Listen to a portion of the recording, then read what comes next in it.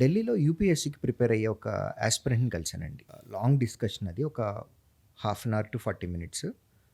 Mother civil servant, father civil servant, elder brother civil servant, younger sister civil servant. మధ్యలో ఉన్నాడు ఈ అబ్బాయి. He is also preparing for civil services.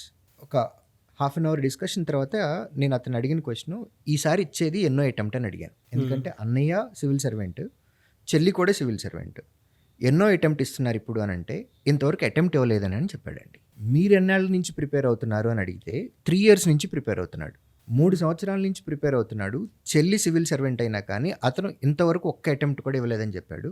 ఎందుకు అని అడిగితే, నాకు ఇంకా కాన్ఫిడెన్స్ లేదు, నేను ఇప్పుడు ఎగ్జామ్ రాస్తే నాకు సివిల్ సర్వీసెస్ క్లియర్ చేసి నాకు జాబ్ వస్తుందని, నాకు ఏ రోజైతే కాన్ఫిడెన్స్ వస్తుందో ఆ రోజే నేను ఇవ్వాలనుకున్నాను.